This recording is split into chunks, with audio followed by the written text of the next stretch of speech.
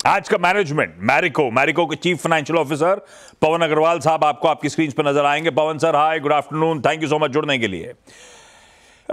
Number screen पर आएंगे। आय में 15.5% के आसपास का जंप है और इनफैक्ट जो स्ट्रीट एक्सपेक्ट कर रहा था उससे बेहतर मोमेंटम इस कंपनी ने दिखाया है। जब मैं 15-15.5% आय में उछाल की बात कर रहा हूं। पवन सर, कांग्रेचुलेशन, नंबर्स तो अच्छे दिख रहे हैं, पर मदद कहां से मिली? इस 15-15.5% के रेवेन्यूज को अगर ब्रेकअप समझना चाहूं, किस तरह से वॉल्यूम्स रहे, किस तरह से रियलाइजेशंस पैन आउट हुए इस Q3 में?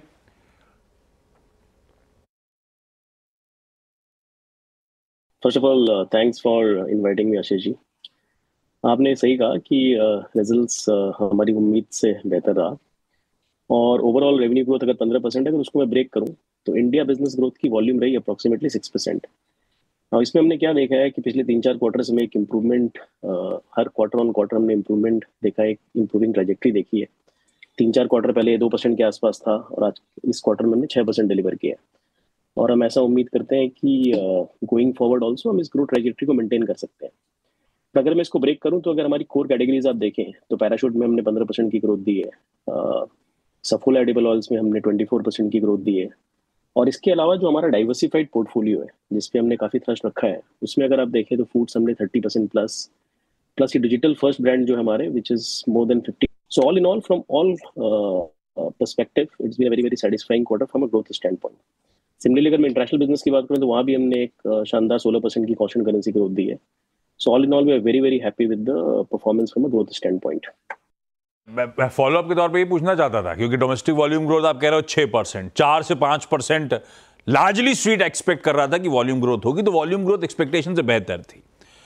तो मेरा सवाल वैसे फॉलोअप के तौर पे था कि कौन सा ब्रांड, कौन सा पोर्टफोलियो ज़्यादा बेहतर कर रहा है, पर आपने सारों के ही नाम ले दिए, तो ऐसा मानूं कि मैरिको इस समय is firing on all cylinders, है ना पवन सर? जैसा कि मैंने कहा कि हमारे सारे सेगमेंट में हमने अच्छी ग्रोथ देखी है और और इसमें सबसे खास बात यह है कि एक इम्प्रूविंग ट्रैजेक्टरी है। That is more satisfying because जहां पर सेक्टर में ग्रोथ में थोड़ी सी कमी देखी जा रही है, बट हमारे अगर सेगमेंट्स में देखें तो आप सारे के सारे सेगमेंट्स में काफी अच्छी ग्रोथ रही है। मतलब सारे अच्छी ग्रोथ, आप कॉन्फिडेंट साउंड कर रहे हो, जबकि जब हम डिमांड एनवायरनमेंट की बात कर रहे थे अब तक कंजम्पशन कंपनीज के लिए, एफएमसीजी कंपनीज के लिए, तमाम कंसर्न सामने आ रहे थे कि भाई स्लो डाउन है, एनेमिक ग्रोथ है, अर्बन स्ट्रेस है। आपके केस में ये सब नहीं दिख रहा था क्या? आप कैसे रीड कर रहे थे एनवायरनमेंट को? मैं बजट पे बाद में आता हूं। सो राइट, अगर आप देखो तो पिछले कई क्वार्टर्स में सेक्टर के लिए रूरल की ग्रोथ अर्बन से थोड़ी बेहतर रह रही थी और अब ये जो बजट में आया, जैसे कि आपने कहा, ये एक अर्बन को एक कंजम्पशन बूस्ट मिलेगा because this income tax relief is going to really work out really well for the urban segment. और अर्बन में भी हमने क्या देखा था कि प्रीमियम सेगमेंट में कोई स्ट्रेस नहीं था, वहां पे अच्छी ग्रोथ देखने को मिल रही थी, but mid and bottom of pyramid segment में जहां पर इन्फ्लेशन और स्लो वेज ग्रोथ की वजह से कंजम्पशन में थोड़ा स्लो डाउन था।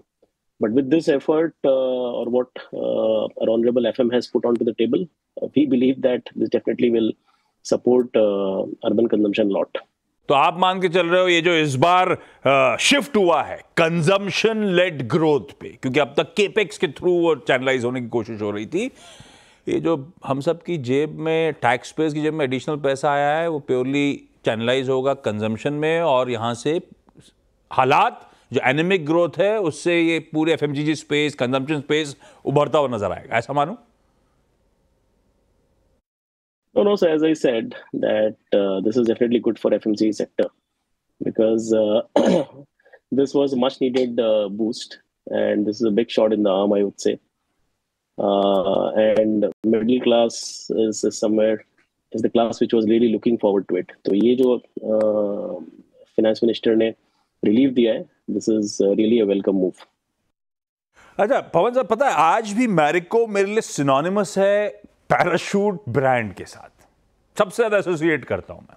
और आपने जब कहा कि तमाम सेगमेंट्स फायर कर रहे हैं, पैराशूट के लिए ग्रोथ के नंबर सामने रखे, उसको देख के, उसे पढ़ के लग रहा है कि शायद मार्केट शेयर इंप्रूव हो रहा है पैराशूट का। ऐसा है क्या मार्केट प्लेस में? आप इंडस्ट्री एवरेजेस से बेहतर ग्रो कर रहे हो क्या?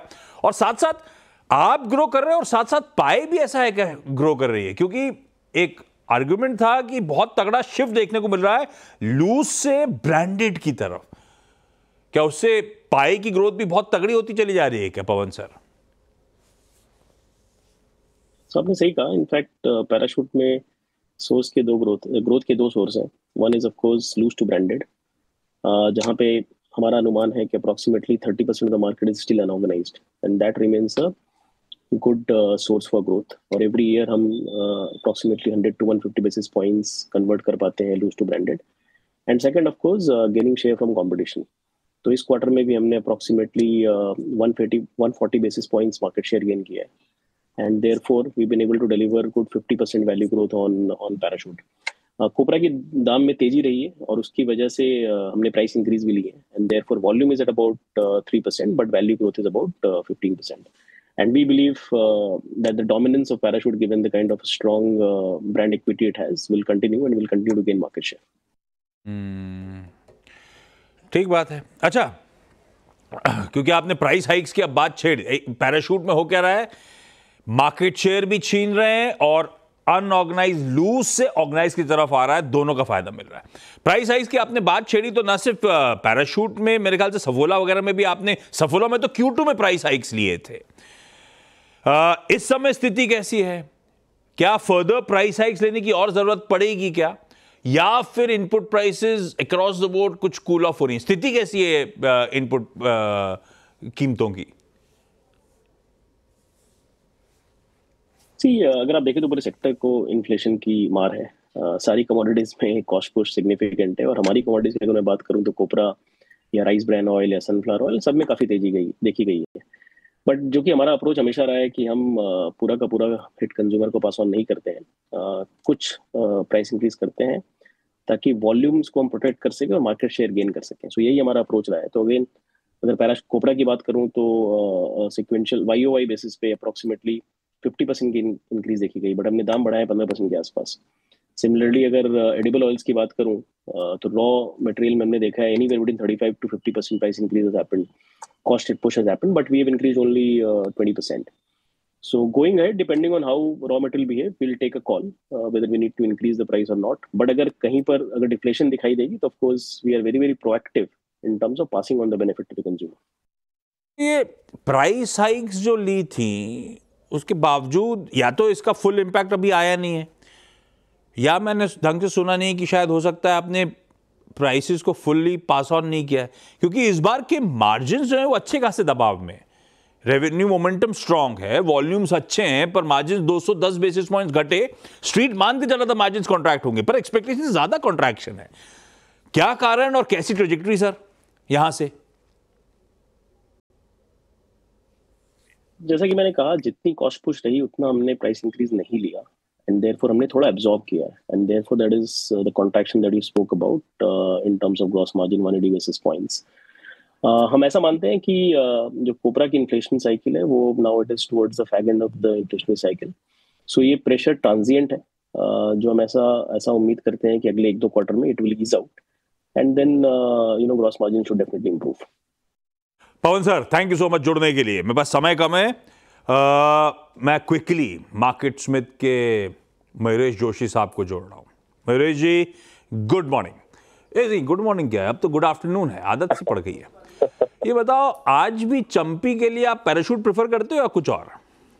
पैराशूट बिल्कुल प्रेफर करता हूँ Ashish ji. Good afternoon to you.